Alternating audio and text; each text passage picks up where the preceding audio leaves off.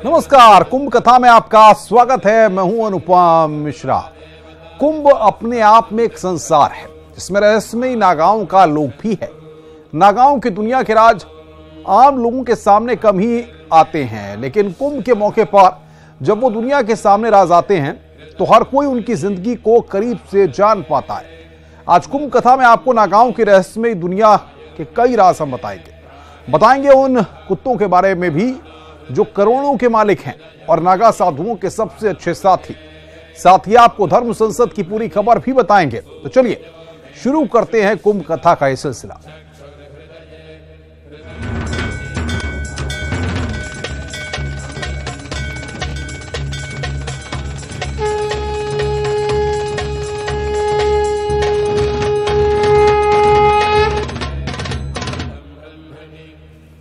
नागाओं का रहस्य लोग दुनिया के सामने कम ही उजागर होता है। कुंभ ही एक ऐसा मौका होता है जब दुनिया नागा साधुओं की रहस्यमयी दुनिया के राज को जान पाती है। नागाओं के लोक से आज एक ऐसी ही रिपोर्ट लेकर आपके सामने हम आए हैं जो नागाओं के श्रृंगार से जुड़ी हुई है। जी हां, श्रृंगार। नागा साधुओं के जिस रूप में आप उनको देखते हैं वो उनका श्रृंगार होता है। वो महिलाओं वाला 16 श्रृंगार नहीं बल्कि 17 श्रृंगार करते हैं। नागाओं का रहस्य भरा संसार। महिलाएं करती हैं 16 श्रृंगार, नागा साधु करते हैं 17 श्रृंगार। क्या है नागाओं का 17वां श्रृंगार? तन पर भभूत, सिर पर जटाजूट, गले में रुद्राक्ष की मालाएं, कलाई में कड़ा। कुछ ऐसा ही रूप होता है नागा साधुओं का। अपनी वेशभूषा, अपने आचार व्यवहार से कुंभ में ये श्रद्धालु के आकर्षण का सबसे बड़ा केंद्र होते हैं और खुद को आकर्षक बनाने के लिए नागा साधु करते हैं महिलाओं से भी एक अधिक श्रृंगार। जी हाँ, 16 श्रृंगार करके महिलाएं खुद को आकर्षक बनाती हैं, लेकिन नागा साधु करते हैं 17 श्रृंगार। नागा साधुओं का रहस्य जानकर तो आप लगातार हैरान हो ही रहे हैं। आज हम आपको बताएंगे नागा साधु श्रृंगार क्यों करते हैं। कहा जाता है कि नागा साधु 17 श्रृंगार करते हैं। 17 श्रृंगार में वो क्या क्या करते हैं, कौन कौन सा श्रृंगार करते हैं, श्रृंगार करने में कितना वक्त लगता है और कुंभ में ही ये श्रृंगार क्यों होता है, इस बारे में आज हम नागा साधु से ही बात करेंगे। आज आपको सब कुछ बताएंगे। आखिर नागा साधुओं का 17 श्रृंगार है क्या? श्रृंगार किसके लिए करते हैं? श्रृंगार में कितना समय लेते हैं? तो पहले जान लीजिए नागाओं का 17 श्रृंगार दरअसल है क्या। नागाओं का 17 श्रृंगार। पहला श्रृंगार लंगोट, दूसरा श्रृंगार चंदन, तीसरा श्रृंगार पैरों में कड़ा, चौथा श्रृंगार अंगूठी, पांचवा श्रृंगार पंचकेश, छठा श्रृंगार जुडलों की माला, सातवां श्रृंगार माथे पर रोली का लेप, आठवां श्रृंगार कुंडल, नौवां श्रृंगार हाथों में चिमटा, 10वां श्रृंगार डमरू, 11वां श्रृंगार कमंडल, 12वां श्रृंगार गुथी हुई जटाएं, 13वां श्रृंगार तिलक, 14वां श्रृंगार काजल, 15वां श्रृंगार हाथों में कड़ा, 16वां श्रृंगार रुद्राक्ष की मालाएं, 17वां श्रृंगार भभूत। जी हाँ, तन पर भभूत नागाओं का 17वां श्रृंगार होता है। ये भभूत नहीं, इनके लिए कपड़ा है जो इन्हें मौसम की मार से भी बचाता है और इनका अलग रूप भी दुनिया के सामने लाता है। हम श्रृंगार ही कहते हैं। श्रृंगार ही कहते हैं, इसे माला नहीं कहते हैं। ये कितनी अच्छी बात कही है आज आपने। और कितना वक्त लगता है आपको श्रृंगार करने में? रोजाना कितना समय देते हैं? हमें 1-1.5 घंटा नियम लग जाता है। 1 घंटा तो कम से कम मान के चलिए, और ये ब्रह्म मुहूर्त में ही करते हैं हम लोग। शाही स्नान से पहले नागा साधु पूरी तरह सज धज कर तैयार होते हैं, अपने इष्ट की प्रार्थना करते हैं।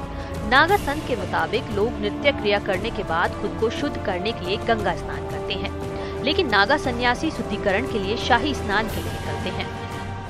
नॉर्मली तरीके से रहते हैं। फिर हम लोग श्रृंगार हमारे परिवार में करते ही रहते हैं, आदि अनादि से होते रहता है। पर ये खासतर जगह पे ही, उचित जगह पे उचित काम करें तो अच्छा लगता है। बाकी फिर तो कुछ भी करते रहो।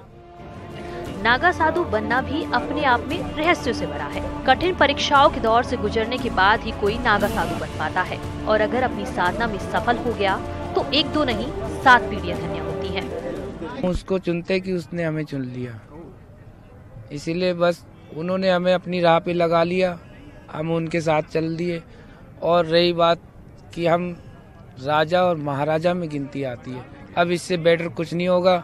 अगर हम साधु में यहाँ अपनी तपस्या में पूर्ण हो जाते हैं तो हमारी 7 पीढ़ी बताते हैं संत लोग कि 7 पीढ़ी तर जाती हैं अगर हम यहाँ अपनी तपस्या में सफल हो गए तो। नागाओं की पूरी जिंदगी रहस्यों से भरी है। उनका खाना पीना, उनका बैठना उठना, उनकी तप तपस्या, सब कुछ। उनके ये राज तभी सामने आते हैं जब वो कुंभ में धुनी रमाते हैं। 16 श्रृंगार की बात महिलाओं के लिए कही जाती है, लेकिन नागा साधु 17 श्रृंगार कहते हैं, 51 श्रृंगार भी कर सकते हैं, 101 श्रृंगार भी कर सकते हैं। कुंभ का संसार रहस्यों से भरा हुआ है। हम लगातार आपको कुंभ कथा के जरिए इन रहस्यों पर से पर्दा उठा रहे हैं। ये कुंभ कथा आप देखते रहिए, जारी रहेगी। कैमरा पर्सन अभिषेक शर्मा के साथ उमेश श्रीवास्तव, न्यूज़ 18, कुंभ क्षेत्र, प्रयागराज। कुंभ वास्तव में अलौकिक है। यहाँ पावन नदियों की त्रिवेणी ही नहीं, आस्था, अध्यात्म और आधुनिकता के साथ साथ मानवता का भी संगम है। सिर्फ इंसान ही नहीं, यहाँ पशु पक्षी भी श्रद्धालु बने हैं। यहाँ संत महात्माओं के पास ऐसे श्वान हैं जिनके नाम लाखों करोड़ों की संपत्ति है। ये सामान्य श्वान कुत्ते नहीं हैं, बल्कि बाबाओं के साथ यज्ञ की पूर्णाहुति में भाग लेते हैं। साथ ही शाही स्नान और भंडारे का पुण्य भी प्राप्त करते हैं। संतों के साथ रहते, उठते, बैठते हैं, यहाँ तक कि उनके कर्म कांडों में भी हिस्सा लेते हैं। आलम यह है कि बाबा और ये श्वान एक दूसरे को एक पल भी अकेला नहीं छोड़ते। गुजरात के कच्छ से आए स्वामी दुगेंद्रनाथ महाराज के पास टाइसन नाम का लेब्राडोर के नाम पर आश्रम की 255 बीघे जमीन भी है। कई श्वानों के नाम पर टाटा सफारी, टोयोटा, इंडिवर जैसी लग्जरी गाड़ियां भी हैं। ये गाड़ियां उन्हीं के लिए खरीदी भी गई हैं। अर्जुनपुरी ने एक बैंक खाता राघव नाम के श्वान के नाम कर दिया है। संतों के साथ रहने वाले श्वान खाने पीने के शौकीन हैं। उनके रहन सहन के ठाठ देखते ही बनते हैं। मिनरल वाटर पीते हैं तो काजू बादाम खाते हैं। सुबह बेड टी भी उन्हें चाहिए। नाश्ते में क्रीम, बिस्कुट, हलवा और बटर स्लाइस लेते हैं। यही नहीं, डबल बेड पर वो सोते हैं। इंदौर से आए केदारपुरी का श्वान शंकी तो उनके साथ व्रत भी रखता है। वो दिन भर फलाहार पर ही रहता है। कुंभ नगरी के रंग निराले हैं। यहाँ पर नागा साधु धूनी रमाए हुए हैं, भगवान में मस्त हैं। आनंद भैरव नाम दिया गया है। और एक ऐसी परंपरा या फिर ये कहें कि किस तरह से पशु पक्षियों से भी नागा साधुओं का प्रेम है, उसका उदाहरण आप देखिए कि कई नागा साधुओं ने ये श्वान यहाँ अपने साथ रखा हुआ है। और इस श्वान की भी अपनी कहानी है। श्वान ये कोई मामूली श्वान नहीं है, ये श्वान करोड़पति हैं और इनके नाम करोड़ों की संपत्ति भी है। नागा साधु श्वानों के साथ यहाँ पर रहते हैं और इनका कहना है कि ये जो श्वान है ये मान अपमान रहित होते हैं।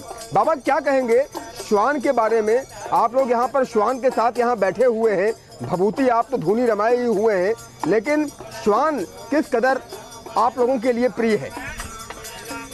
हम होते 10 नाम आदि जगत गुरु शंकराचार्य जी श्री शंभु पंडित नाम वाहन थारा से जुड़े हुए हैं। तो परंपरा से आ रहा साय स्नान नादा सन्यासी से नादा बनाया जाता है। संतार होता आदमी संतार, विजय संतार। इनके बारे में बताइए, ये कब से आपके साथ है? ये मेरा 11 महीना हो गया। जर्मनी तुतरा है, टीपू नाम है। 11 महीना हो गया। ये साथ में रहता है बच्चे से। 11 महीना से बच्चा है। हाँ जी, इसको आपने रख रखा है। और कहते हैं कि ये मान अपमान रहित होता है, इसके नाम भी करोड़ों की संपत्ति होती है। हाँ जी, दत्त महाराज के 4 तुतरा 4 वेद था। 4 वेद था। दत्तात्रेय वर्तमान से फोटो में भी देखते हैं 4 तुतरा रहता है आधे, तो 4 वेद है तुत्ता। हाँ, आयो वेद, ऋण वेद, शिरेन वेद, शाम वेद, ऐठ वेद, 5 वेद है, लेकिन 4 वेद तुतरा है। और 5वां स्वयं दत्तात्रेय वर्तमान है। तो क्या आपके साथ ये भी शाही स्नान में जाते हैं? हाँ, ये भी जाते हैं शाही स्नान में। इतना भी तारा में रहता है, आश्रम में रहता है तारा के सामने। जूना वाहन तारा ते प्रिय है, सब में घूमता है इसे तुल्ला।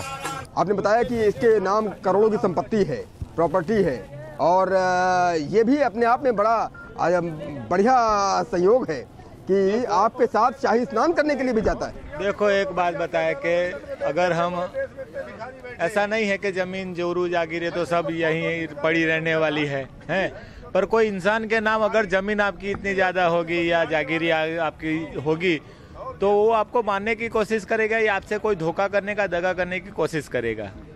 हाँ, इसके नाम आपकी कितनी भी जागीरी होगी, इसको कोई मतलब नहीं है जागीरी से, उसको तो खाली आपसे ही मतलब है। तो जागीरी तो इसके लिए कुछ है ही नहीं, इसके लिए तो सब कुछ हम ही है। जैसे कि हमारे लिए वो सब कुछ है, ऐसे वो भी हमारे लिए सब कुछ है। धन्यवाद बाबा जी, बहुत बहुत धन्यवाद, धन्यवाद। तो आपने देखा कि किस तरह से यहाँ पर बाबा के साथ यहाँ पर करोड़ों की संपत्ति वाला ये टीपू सुल्तान है। टीपू सुल्तान के नाम करोड़ों की संपत्ति है, बाबाओं के साथ में रहता है, बाबाओं के साथ शाही स्नान भी करता है।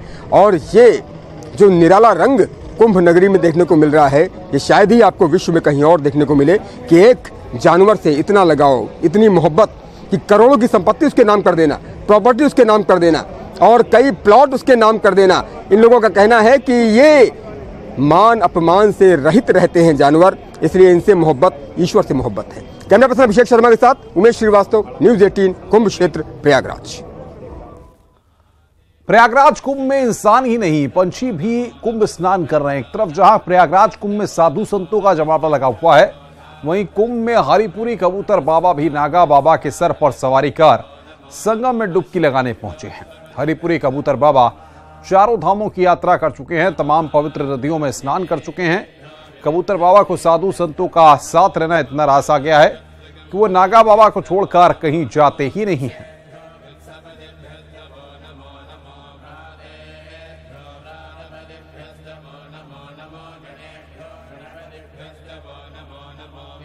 और बातचीत करने के लिए उमेश श्रीवास्तव हमारे संवाददाता कुंभ नगरी से हमारे साथ सीधे जुड़ रहे हैं। उमेश, नागा बाबाओं की अपनी ही दुनिया है, 17 तरह के श्रृंगार, हर के अलग अलग रंग और हर तरीके से पूरा ताप, पूरा पुण्य, पूरी परिक्रमा, पूरा 12 सालों का तप, सब कुछ दिखता है।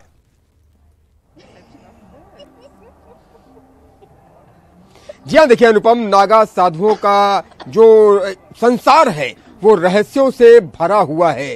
क्या देशी और क्या विदेशी सभी आकर्षित हो रहे हैं कि नागा साधुओं का संसार कैसा होता है। और न्यूज़ 18 की टीम ने इस नागा लोक पर से पर्दा उठाया है। हमने लगातार कई ऐसी स्टोरीज कवर की हैं जो दर्शक शायद ही इस रहस्य के बारे में जान पाते या फिर इस रहस्य का पर्दाफाश हो पाता। हमारे साथ कुछ विदेशी श्रद्धालु भी मौजूद हैं जो नागा साधुओं के इस संसार को देखकर चकित है, आश्चर्यचकित है। उनसे हम बात करते हैं। What do want to say about Naga sadhus, the mystery of Naga sadhus? You have seen the Naga sadhus. What do you want to say about Indian culture, Kumbh, and such kind of Naga sadhus? Well, we've seen the Naga sadhus at the different kumbhs. I've been to 4 different kumbhs, and we don't know, we haven't seen anything like this before. However, at the same time, we are all family.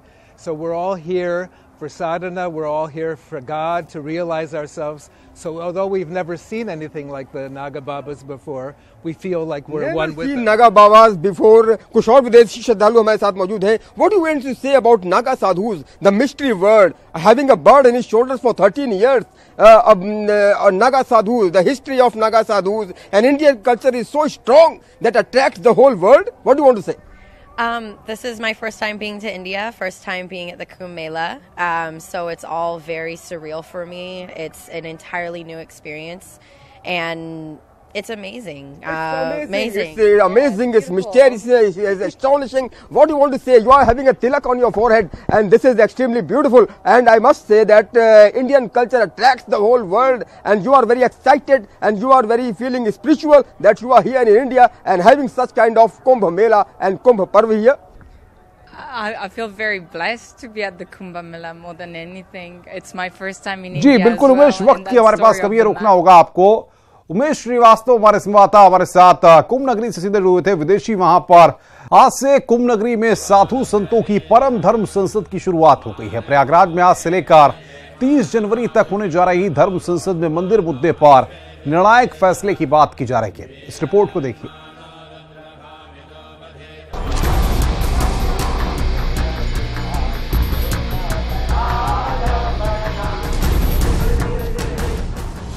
फिर गरमाया मंदिर का मुद्दा। साधु संतों ने प्रयागराज में भरी हुंकार।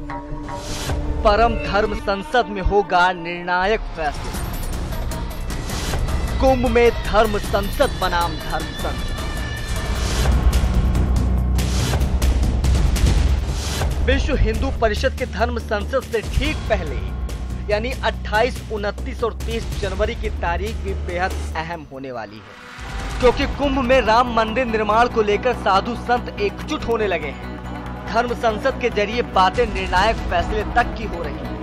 आगामी लोकसभा चुनाव को देखते हुए भी यह धर्म संसद काफी महत्वपूर्ण मानी जा रही है। बीएचपी से अलग हटकर इस बार शंकराचार्य स्वामी स्वरूपानंद सरस्वती की अगुवाई में धर्म संसद होने जा रही है। इस धर्म संसद में मंदिर के शिलान्यास को लेकर संत बड़ा फैसला ले सकते हैं। शिलान्यास कब किया जाएगा, तारीख क्या है? तारीख उसकी हमारी धर्म संसद जो बैठेगी उसमें तय की जाएगी। और धर्म संसद 28, 29 और 30 तारीख को होगी। और इसमें सब लोग आएंगे, सब जगह से होंगे, हम सबकी राय से करेंगे, अकेले नहीं करेंगे। और विश्व हिंदू परिषद की भी तो धर्म संसद होने वाली है। विश्व हिंदू परिषद की होगी तो विश्व हिंदू परिषद जो है उससे हमारा मतभेद है। धर्म संसद की तैयारियां भी शुरू हो चुकी हैं, जहां हजारों साधु संत एकजुट होकर राम मंदिर पर अंतिम फैसला करेंगे। द्वारका पीठाधीश्वर स्वरूपानंद सरस्वती की अगुवाई में होने जा रही है धर्म संसद विश्व हिंदू परिषद के धर्म संसद से ठीक पहले होगी। अपील किया हुआ है उन्होंने, लेकिन सुनवाई ही नहीं हो रही है। और इधर सरकार वाले कहते थे कि साहब हम सत्ता में आ जाएंगे तो बना देंगे, तो वो सत्ता में आए और जाने का टाइम भी उनका आ गया। अब टाटा बाई का समय आ गया, तो उन्होंने भी नहीं बनाया। कोर्ट जो है सालों से लटकाए हुए है। सरकार से आशा बनी थी, सरकार ने सत्ता का सुख भोगा, राम को बुला दिया। सुग्रीवहु सुधि मोरी बिसारी, पावा राजकोष पुर नारी। भगवान श्री राम ने क्या कहा था लक्ष्मण जी से कि सुग्रीव ने भी मेरी सुधि बिसार दी, क्योंकि उसको राज्य मिल गया। तो ऐसे ही भाई साहब को राज्य मिल गया और उन्होंने 5 साल तक अयोध्या की तरफ देखना भी उचित नहीं समझा। समय बीत गया, तो अब किससे उम्मीद हो? किसी से अब उम्मीद नहीं रख रही है। तो ऐसी अवस्था में संतों और राम भक्तों और सनातनियों के मन में ये बात है, एक पुरानी कहावत है कि बिना अपने मरे स्वर्ग नहीं मिलता। तो अब हम लोग उसी कहावत को चरितार्थ करना चाहते हैं कि भाई अगर मंदिर बनाना है तो अपने को स्वयं आगे आना पड़ेगा। संत महंत आगे आएँ, सनातन धर्मी राम भक्त आगे आएँ, मंदिर निर्माण शुरू करें।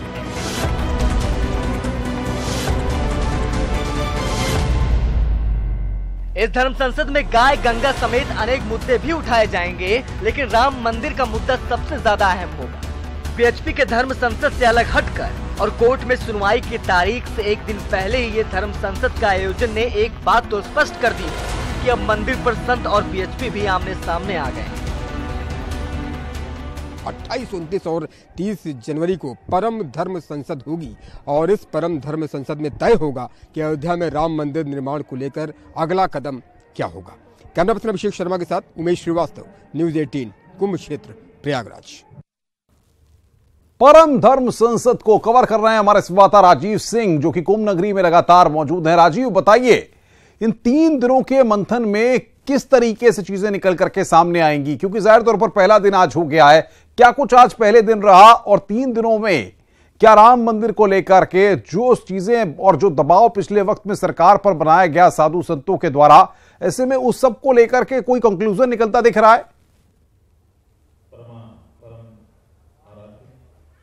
देखिए अनुपम, अगर राम मंदिर निर्माण की बात करें तो राम मंदिर निर्माण पर दशकों से राजनीति की जाती रही है और अगर मामला जैसा कि कोर्ट में है और कोर्ट से भी तारीख पे तारीख सामने आ रही है, ऐसे में प्रयागराज कुंभ में संतों ने ये डिसीजन लिया है कि राम मंदिर निर्माण के लिए परम धर्म संसद का आयोजन किया जा रहा है। आप देख सकते हैं कि परम धर्म संसद का आज से आगाज हो चुका है और जगत गुरु स्वरूपानंद सरस्वती के नेतृत्व में इस परम धर्म संसद का आयोजन किया जा रहा है। आज इस परम धर्म संसद के पहले दिन राम मंदिर निर्माण को लेकर, गंगा की निर्मलता व स्वच्छता को लेकर, तीर्थ स्थानों से जुड़े तमाम अहम मुद्दों पर चर्चा और मंथन किया गया है। और साथ ही यह भी तय किया गया है कि राम मंदिर निर्माण के लिए अब जगत गुरु स्वामी स्वरूपानंद सरस्वती के नेतृत्व में राम मंदिर सविनय शवज्ञा आंदोलन चलाया जाएगा और कुंभ के बाद जो साधु संत है वो अयोध्या कूच करेंगे और वहां पर राम मंदिर निर्माण के लिए शिलान्यास करेंगे। तो कुल मिलाकर जो 3 दिन तक ये धर्म संसद चलने वाली है उसमें फिलहाल अभी मंथन जारी है। जो प्रस्ताव विभिन्न आ रहे हैं उसमें अगर बात करें तो इस धर्म संसद में देश प्रदेश के विभिन्न साधु संत मौजूद हैं और सभी संसदीय क्षेत्रों के प्रतिनिधियों के साथ देश की सभी ज्योतिर्लिंग जो पीठ है हमारी प्रसिद्ध, उन सभी के प्रतिनिधि इस धर्म संसद में शिरकत कर रहे हैं। और ये उम्मीद जताई जा रही है कि जो एक लंबे समय से राम मंदिर निर्माण का मामला लटका है उसमें तेजी लाने के लिए जिस तरह से साधु संत अब कुंभ में एक अपना अलग रुख दिखाते नजर आ रहे हैं, चाहे वो आज की परम धर्म संसद का आयोजन हो या विश्व हिंदू परिषद की 31 और 1 फरवरी को होने वाली धर्म संसद हो, उसमें भी अगर देखा जाए तो राम मंदिर निर्माण को लेकर जैसा कि साधु संत पहले भी कह चुके हैं कि अब सरकार को तारीख तय करनी होगी कि आखिर राम मंदिर निर्माण कब होगा। सरकार के पास बहुमत है, वो अध्यादेश की मांग करते हैं और वो ये कहते हैं कि जिन बिंदुओं को लेकर केंद्र में और यूपी में बीजेपी सत्ता में आई थी, क्योंकि बीजेपी ने राम मंदिर निर्माण का वादा किया था, बीजेपी को अपना वो वादा निभाना चाहिए। अगर वो नहीं निभाएंगे तो अब खुद बिल्कुल राजीव, बड़ी महत्वपूर्ण बात आपने कही है। नजर बना के रखिए, आगे भी हम आपसे अपडेट लेते रहेंगे। राजीव सिंह हमारे संवाददाता खुद ग्राउंड जीरो पर हैं और बता रहे थे परम धर्म संसद के पहले दिन के बारे में। हमारी खास पेशकश में फिलहाल इतना ही। नमस्कार।